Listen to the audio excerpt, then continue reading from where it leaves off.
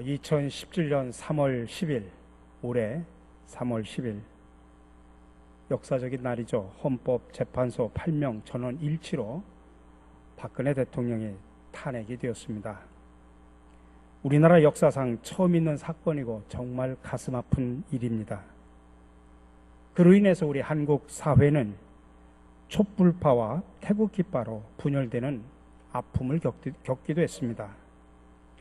이런 상황 속에서 우리 한국 교회와 성도들은 주님께서 주신 화목하게 하는 직책을 통해서 우리가 위기를 극복하고 또 공의와 평화가 강물처럼 흘러넘치는 새로운 시대를 이끌어가는 역할을 감당을 해야 됩니다.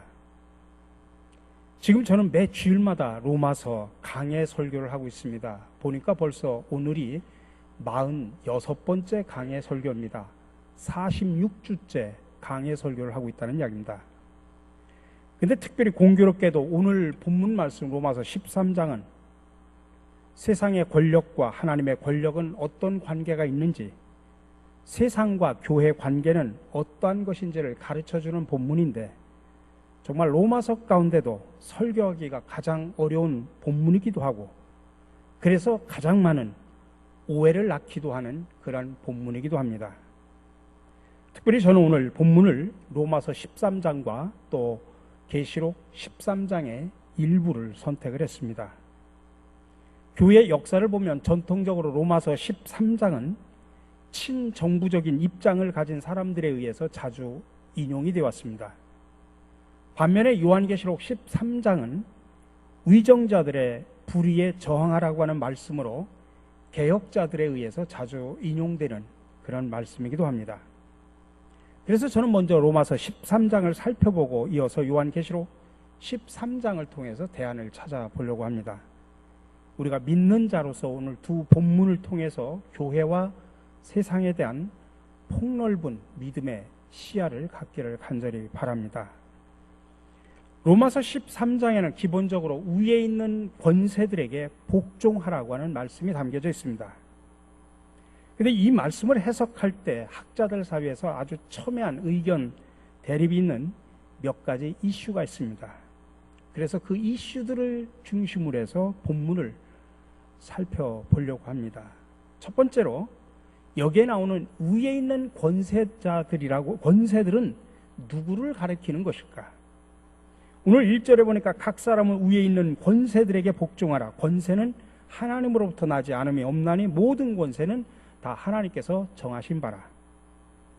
1차적으로 여기서 위에 있는 권세들이라고 하는 것은 공권력을 갖고 있는 사람들을 말하는 것입니다. 그런데 특별히 사도 바울이 이 서신을 기록할 때를 보면 당시 로마의 황제와 여러 왕들, 그리고 황제의 명을 받아서 일하는 고위 관리들을 말합니다. 근데 여기서 오늘날 이 시점에서 우리가 고민해야 되는 것이 하나 있는데 뭐냐면, 당시는 절대 군주인 황제가 존재하던 왕정시대였습니다. 그러나 지금은 국민들이 지도자를 선출하는 민주공화국 시대입니다. 당시에는 황제가 권력을 갖고 있었지만 지금은 권력은 국민으로부터 나온다는 이야기입니다. 또한 왕정시대와는 달리 대부분의 현대 국가들은 삼권 분립이 정착되어 있습니다. 따라서 오늘날은 공권력을 갖고 있는 입법부, 사법부, 행정부의 모든 관리들을 위에 있는 권세들, 그렇게 말을 하는 것이 타당하고, 또 때로는 또 개혁적으로 말하는 사람들은 국민들이다, 그렇게 말을 하는 사람도 있습니다. 두 번째로는 모든 권세는 하나님께로부터 난다는 이 말씀의 의미는 뭘까? 조금 전에 읽었던 1절 하반절에 보니까 권세는 하나님으로부터 나지 않음이 없나니 모든 권세는 하나님께서 정하신 바라라고 표현하고 있습니다. 사도 바울은 이 말씀 속에서 공권력은 하나님께로부터 나는 것이고 모든 공권력은 하나님께서 정하신 것이다 라고 말하고 있습니다. 근데 우리가 언뜻 보면 이 말씀은 권력을 절대하는 것처럼 그렇게 보입니다. 실제로 역사 속에서 많은 독재자들이 이 말씀을 자신들의 독재를 합리화시키는 근거로 사용을 했습니다. 일제 강점기에 일본의 제국주의자들과 또 그들에게 부역했던 친일파들은 이 성경 말씀을 이용해가지고 일본에 저항하는 그런 기독교인들을 탄압을 했습니다. 또 유신 독재가 참혹하던 시절에 당시에 국무총리였던 김종필 총리 역시 이 성경 말씀을 근거로 해서 독재에 저항하던, 유신 독재에 저항하던 기독교인들을 아주 점잖게 꾸짖었습니다. 너희들은 성경도 모르냐? 성경에 위에 있는 권세들에게 복종하라고 하지 않았느냐? 근데 왜 유신 독재에 항거하느냐? 그렇게 말을 했습니다. 자, 그렇다면 여러분, 이런 적용이 과연 옳은 것일까요? 결론부터 말하면 결단코 그렇지 않다는 것입니다. 우리가 말씀을 적용할 때는 근본적으로 이 말씀을 대하는 잘못된 태도를 가지면 안 됩니다. 성경을 적용하는 바른 방법은 내 뜻을 관철시키기 위해서 상대방을 억누르거나 상대방에게 무언가를 강요하는 것이 절대로 아닙니다. 성경을 적용하는 바른 방법은 그 말씀을 상대방이 아닌 나 자신에게 먼저 적용을 해야 됩니다. 우리가 예를 들어서 에베소서에 그런 말이 있죠. 아내들이여 남편에게 복종하라. 근데 이 말씀을 나한테 적용하지 않고 상대방에게 적용해가지고 남편이 아내를 억누르는 것을 정당화시키는 그런 말씀으로 이해한다면 바른 태도가 아니죠. 반대로 남편들이여 아내를 사랑하라고 하는 그 말씀을 아내가 남편을 원망하고 책망하는 그런 근거로 사용하는 것도 바른 이해는 아닙니다. 말씀은 언제나 먼저 자기 자신에게 적용해야 됩니다. 게다가 이 로마서 13장의 내용 자체도 독재자들의 권한을 강화시켜주기 위한 말씀이 결코 아닙니다. 도리어 모든 권세가 하나님께로부터 난다는 이 말씀은 오히려 인간의 절대성, 권력의 절대성을 부정하는 말씀입니다. 왜 그러냐면 당시에는 모든 권세가 황제로부터 나온다고 생각하던 시대입니다. 그리고 로마의 황제가 거의 신격화되던 시대입니다. 바로 그런 시대에 사도 바울은 모든 권세는 황제로부터 나오는 것이 아니라 하나님께로부터 나는 것이다라고 선언을 하고 있는 것입니다. 따라서 이 말씀을 이용해서 자신의 독재 권력을 합리화하는 것은 말씀에 대한 오용이고 말씀을 악용하는 것입니다. 모든 권세는 하나님께로부터 나는 것이라고 하는 이 말씀은 그 권세의 신적 기원을 강조하는 말씀이지만 그와 동시에 모든 권세는 그 기원이신 하나님 아래에 있다는 사실을 밝히는 말씀이기도 합니다. 세 번째로 공권력을 가진 사람들, 권력을 갖고 있는 사람들은 어떤 자세로 일을 해야 될까? 오늘 4절에서 말합니다. 그는 하나님의 사역자가 되어 내게 선을 베푸는 자니라. 그러나 네가 악을 행하거든 두려워하라. 그가 공연히 칼을 가지지 아니하였으니 곧 하나님의 사역자가 되어 악을 행하는 자에게 진노하심을 따라 보응하는 자니라. 오늘 권력을 갖고 있는 사람들을 뭐라고 지금 바울은 표현하냐면 하나님의 사역자라고 표현합니다. 그러니까 공권력을 갖고 있는, 권력을 갖고 있는 사람들은 자신이 절대 권력자라고 하는 그런 생각을 내려놓고 나는 하나님의 사역자다라는 그런 마음가짐을 가지고 일을 해야 된다는 이야기입니다. 근데 권력자는 그래서 언제나 하나님이 기뻐하시는 방법으로 그 권력을 사용해야 됩니다. 어떻게 사용해야 됩니까? 3절에 구체적으로 나옵니다. 다스리는 자들은 선한 일에 대하여 두려움이 되지 않고 악한 일에 대하여 되나니 네가 권세를 두려워하지 아니하려느냐. 선을 행하라. 그러면 그에게 칭찬을 받으리라. 선을 행하는 자를 칭찬하고 악을 행하는 자를 벌하는 것입니다. 다시 말해서 권력자는 사사로운 이익이 아니라 국민들의 공적인 이익을 위해서 일해야 된다고 하는 것입니다. 국민들의 공적인 이익을 위해서 일하는 방법이 뭐냐? 선을 행하는 자를 칭찬해주고 악을 행하는 자를 벌하는 것입니다. 그래야 비로소 자신이 사사로운 이익이 아니라 국민들의 공익을 이룰 수 있다고 하는 것입니다. 아마 우리 교인 가운데도 이렇게 공직자 여러분들이 계실 겁니다. 이 말씀을 깊이 기억하시고 나는 하나님의 사역자라는 그런 마음가짐을 가지고 일을 하셔야 됩니다. 네 번째로 국가 제도나 통치자들에게 복종하라고 하는 이 명령은 절대적인 명령일까? 만약 이 명령이 절대적인 명령이라고 하면 우리는 어떤 상황에서든지 공권력에 복종해야 됩니다. 이 질문에 대한 답을 얻으려면 앞에서 말한 세 번째 질문에 대한 답을 우리가 잘 생각해 봐야 됩니다. 우리는 앞에서 권력자들은 하나님의 사역자라는 사실을 살펴봤습니다. 공직자가 칼을 찬 이유, 다시 말하면 처벌할 수 있는 권한을 가진 이유는 악을 행하는 자에게 보응을 하기 위해서입니다. 그래서 공직자가 해야 할 일은 선을 행하는 사람에게 상을 주고 악을 행하는 사람을 처벌하는 것입니다. 근데 만약에 공직자가 선을 행하는 자에게 상을 주지 않고 오히려 반대로 벌을 준다면 그때는 어떻게 해야 됩니까? 만약 공직자가 악을 행하는 사람들을 처벌하지 않고 눈을 감아준다든지 더 나아가 그런 사람들에게 상을 준다면 우리는 어떻게 해야 될까요? 아마 이 말씀을 절대적인 명령이라고 우리가 생각한다고 하면 아마 백성들은 옛날 일제강점기에도 무조건 일본 제국주의에 복종해야 되고 히틀러의 만행에도 말없이 복종해야 된다고 하는 그런 결론에 도달하게 됩니다. 과연 이 말씀이 그렇게 절대적인 명령일까요? 참혹한 독재를 하고 어떤 악행을 저질러도 공직자들에게는 무조건 복종하라고 하는 그런 말씀일까요?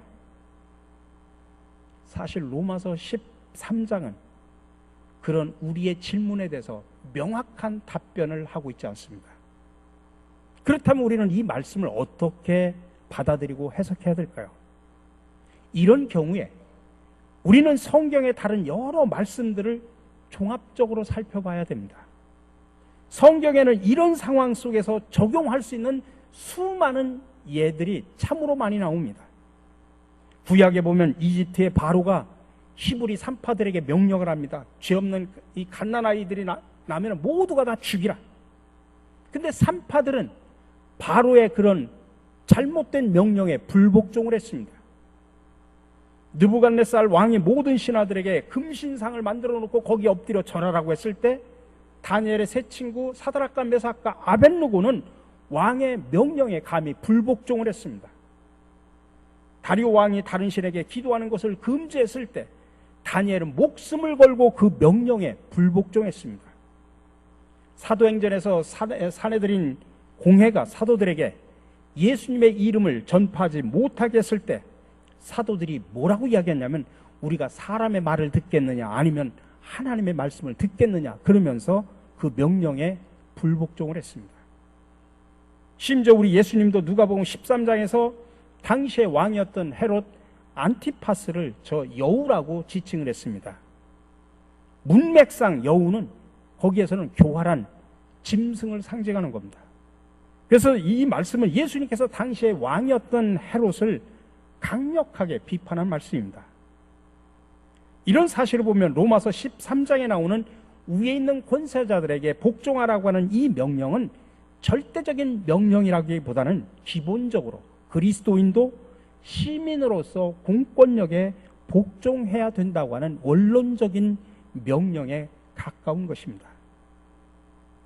이제 이 문제를 우리가 좀 더 심도 있게 살펴보기 위해서 한 걸음 또 더 나가보려고 합니다. 만약 공권력을 가진 사람들이 공의를 저버리고 불의의 편에 선다면, 그래서 치명적일 정도로 공의가 집행되지 못한다면 그때 우리는 어떻게 해야 될까? 이 문제에 대해서 답을 얻으려면 우리는 요한계시록 13장으로 가야 됩니다. 요한계시록 13장에 보면 두 짐승이 등장을 합니다. 한 짐승은 바다에서 나오고 한 짐승은 땅에서 올라옵니다. 1절은 이렇게 말합니다. 내가 보니 바다에서 한 짐승이 나오는데 뿔이 여리요 머리가 7이라. 그 뿔에는 10왕관이 있고 그 머리들에는 신성 모독하는 이름들이 있더라. 이 말씀은 바다에서 나오는 짐승의 모습을 묘사합니다. 11절에 보니까 내가 보니 또 다른 짐승이 땅에서 올라오니 어린 양같이 두 뿔이 있고 용처럼 말을 하더라. 이 말씀은 땅에서 올라온 짐승의 모습을 묘사합니다. 근데 이 두 짐승은 사탄의 하수인들입니다. 사탄은 자신을 따르는 악한 대리자들을 내세워서 하나님의 교회를 공격합니다. 예수님에게 패배한 사탄의 역습이 이제 막 시작이 되는 것입니다. 자, 그렇다면 여기서 말하는 두 짐승은 무엇을 말할까요? 첫 번째 짐승은 1차적으로 로마 제국을 가리키는 것입니다. 사도 요한이 계시록을 기록할 때가 대략 보통 90년에서 96년 사이라고 말하는데, 그때는 도미티아누스 황제가 로마 제국을 다스리던 시절입니다. 당시 로마 제국은 철저히 사탄의 하수인이 되어서 믿는 사람들을 박해를 했습니다. 그러나 이 말씀 속에 나오는 짐승이 늘 로마 제국만 의지하는 건 아닙니다. 이 짐승은 역사 속에 존재했던 수많은 강력한 국가들의 모습으로 교회사 속에 다채롭게 등장을 합니다. 아니, 최근 역사 속에서 20세기에는 히틀러가 지배했던 독일, 천황을 숭배했던 일본 등도 이런 짐승으로 우리가 상징할 수 있습니다. 두 번째 짐승은 1차적으로 로마 제국의 여신 숭배와 황제 숭배를 전파하는 데 앞장섰던 거짓 선지자들을 가리키는 것입니다. 정치적으로 강력한 제국을 이룬 로마는 어느 순간부터 여신 숭배와 황제 숭배를 결합해가지고 제국의 백성들에게 우상 숭배를 강요합니다. 그리고 거기에 거짓 선지자들이 함께 동조합니다. 이 거짓 선지자들도 역시 사탄의 하수인들입니다. 이와 같이 요한계시록 13장은 타락한 권력자들을 사탄의 하수인이라고 표현합니다. 재미있죠? 로마서에서는 사도 바울은 권력자들을 하나님의 사역자라고 표현하는 반면 요한계시록에서 사도 요한은 권력자들을 사탄의 하수인이라고 표현합니다. 그럼 왜 이런 차이가 발생할까요? 여기엔 중요한 이유가 있습니다. 로마서 13장에서 바울이 의도하는 것은 그리스도인의 삶의 바른 원리를 제시하는 겁니다. 우리가 로마서를 지금까지 많이 우리가 봐왔습니다만 1장에서 11장까지는 기독교의 교리를 이야기하고 12장서부터 마지막 장까지는 그리스도인들의 실제 삶을 말하는 것입니다. 로마서 12장 바로 직전에서는 바울은 악에게 지지 말고 선으로 악을 이기라고 권면했습니다. 그리고 나서 13장에서는 세상 속에 사는 그리스도인들이 로마 제국의 권력자들에 대해서 어떤 자세로 살아가야 할 것인가에 대해서 원론적인 가르침을 주고 있습니다.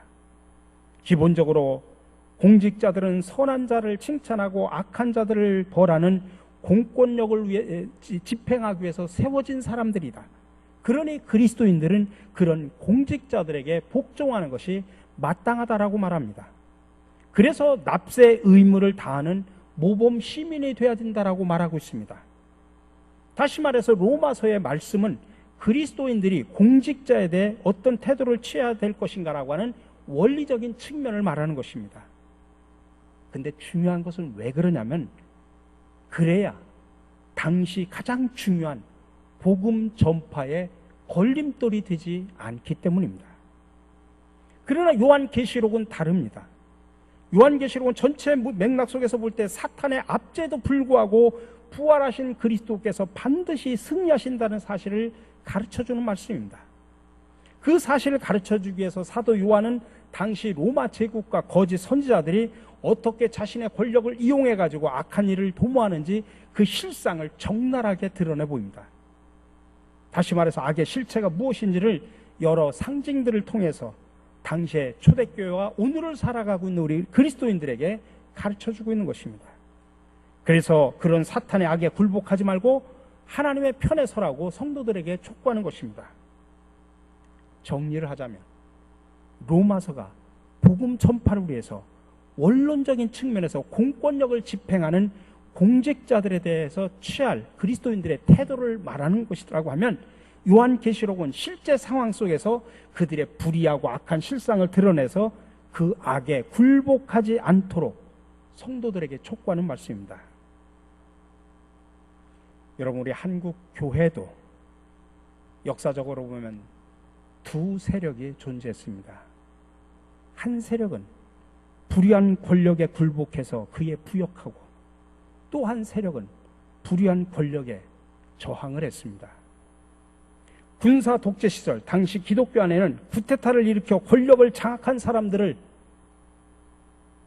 조찬 기도회라는 명목으로 그들을 축복해주는 세력도 있었고, 그런 쿠데타에 반발하는 저항하는 세력도 있었습니다.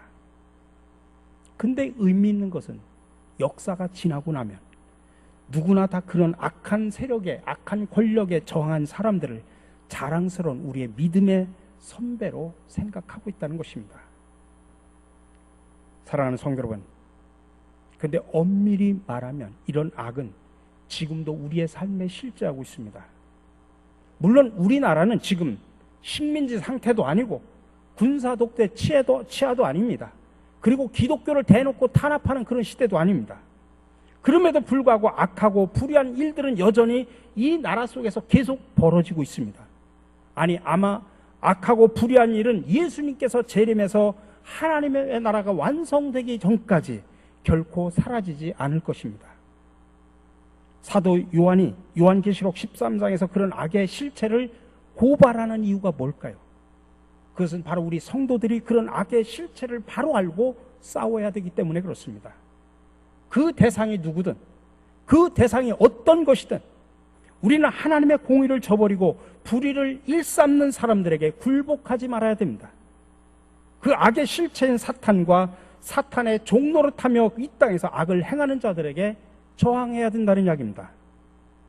물론 그와 동시에 우리는 로마서에서 말하는 것처럼 이 나라의 좋은 시민이 되어야 합니다. 세금을 성실하게 납부하고 일상에서 법을 지키는 일에 마땅히 힘써야 됩니다. 우리가 법을 잘 지키는 모범적인 시민이 되는 것과 불의한 일에 저항하는 것, 그것은 서로 다른 가치를 추구하는 모순적인 일이 아닙니다. 이 나라에서 벌어지는 불의한 일에 저항하는 중요한 목적은 이 나라를 공의의 법이 살아있는 좋은 나라로 만드는 데 있는 것이기 때문입니다. 우리가 늘 주기도문에서 외우지 않습니까? 하늘에서 이루어진 뜻이 이 땅에서도 이루어지기를 우리는 늘 기도하고 있지 않습니까? 우리가 궁극적으로 꿈꾸는 하나님 나라의 가치가 이 땅에서도 이루어지기를 우리는 힘써야 됩니다. 여러분, 요즘에 우리나라의 젊은 세대들이 분노하는 이유가 뭔지 아십니까? 그 이유는 이 나라가 더 이상 공정하지 않다고 느끼기 때문입니다. 이 나라가 더 이상 정의롭다고 느끼지 않기 때문에 그렇습니다. 대통령을 비롯한 권력자들이 하나님의 종이 되어 하나님의 사역자가 되어 백성을 섬기는 것이 아니라 자신들끼리 또는 재벌들과 연계하여 악의 카르텔을 만들어서 대다수의 국민들을 착취하고 실망을 주고 있다고 많은 사람들이 보기 때문입니다. 바로 그것 때문에 이 나라의 많은 사람들이 분노를 하고 있는 것입니다. 그런데 안타깝게도 이런 상황 속에서 우리 한국교회는 어떻게 하고 있습니까? 이런 시국에도 여전히 어떤 목회자들은, 특별히 대형교회 목회자들은 위에 있는 권세들에게 무조건 복종하라고 가르칩니다. 그것은 말씀에 대한 바른 해석과 적용이 아닙니다. 로마서 13장은 무조건 권세자들에게 복종하라고 하는 말씀이 아닙니다. 어떤 악을 행해도 무조건 권세자들에게 복종하라고 하는 그런 말씀이 아닙니다. 그 말씀은 우리 그리스도인들이 법을 잘 지키는 모범적인 시민이 되어야 한다는 원론적인 말씀입니다. 그래야 세상 속에서 우리는 거룩한 영향력을 끼칠 수 있기 때문입니다. 로마서에서 그런 말씀을 주시는 이유는 우리가 그렇게 단정하고 법을 잘 지키는 모범적인 그리스도인의 삶을 살 때 세상 사람들에게 우리가 믿는 복음을 제대로 전할 수 있기 때문입니다. 그런데 성경을 주신 하나님은 로마서와 계시록을 다 그의 교회들에게 주셨다는 사실을 아셔야 됩니다. 그러므로 우리가 로마서의 말씀에 순종하는 것처럼 계시록의 말씀에도 우리가 귀를 기울여야 됩니다. 로마 제국과 그에 부역하는 거짓 선지자들을 사탄의 하수인이라고 비판한 사도 요한의 말씀에도 우리가 귀를 기울여야 됩니다. 여러분, 우리 한국 교회가 편향되거나 왜곡된 말씀을 가르치고 권력자들에게 부역하는 악의 하수인이 된다면 지금 젊은이들이 나중에 기성세대가 됐을 때 우리 한국 교회는 이 나라에서 더 이상 설 자리가 없게 될 수도 있다는 사실을 아셔야 됩니다. 그러므로 정신을 바짝 차려야 된다. 하나님의 말씀을 바르게 알고 그 말씀으로 이 땅의 현실을 바르게 분별할 줄 알아야 됩니다. 사회학자인 라이놀드 리버가 도덕적 인간과 비도덕적 사회라고 하는 책 속에서 유명한 이야기를 했습니다. 이 비도덕적인 사회에서 도덕적 인간으로 산다고 하는 것이 우리 그리스도인들이 할 일이라고 하면, 동시에 이 비도덕적인 사회를 도덕적인 사회로 변화시켜 나가는 책임도 외면해서는 안 된다는 것입니다. 우리 사랑하는 성도 여러분, 악은 사방에서 우리를 공격해 옵니다. 온갖 다양한 궤변으로 우리를 혼란스럽게 만듭니다. 도대체 뭐가 선이고 뭐가 악인지 혼란스럽게 만들기도 합니다. 거짓 선지자들은 하나님의 말씀을 왜곡해서 우리를 사탄에게 종노릇하게 만듭니다. 여러분, 그런 거짓된 가르침에 속지 마시기 바랍니다. 악한 세상의 유혹에 굴복하지 마시기 바랍니다. 오히려 이 악의 실체를 분별해서 이 땅에서 불의하고 악한 일들을 몰아내고 정의와 평화가 흘러넘치는 하나님의 나라를 만드는 일에 동참하고 또 새로운 세상을 만들어가는 저와 여러분들이 되시기를 주님의 이름으로 간절히 축원합니다. 공의의 하나님, 우리로 하여금 세상을 바라볼 수 있는 영적인 눈을 허락하시어 선과 악을 분별하는 지혜를 주시옵소서. 그래서 항상 공의로운 사회를 만들어가고 평화로운 세상을 펼쳐나가는 멋있는 성도들이 되게 하여 주시옵소서. 사랑의 하나님, 최근에 국가적인 아픔으로 인하여 많은 백성들이 서로의 생각들이 달라 분열되고 있습니다. 이런 어려운 시기에 우리 그리스도인들이 앞장서서 화목하게 하는 역할을 감당하게 하옵소서. 그리고 공의와 평화를 이루어가는 비전을 가진 새로운 지도자가 나타나 이 민족을 하나님의 나라로 만들어가는 역사가 일어나게 하옵소서. 지금도 역사의 주인으로 새로운 세상을 만들어 가시는 예수 그리스도의 이름으로 기도드립니다. 아멘.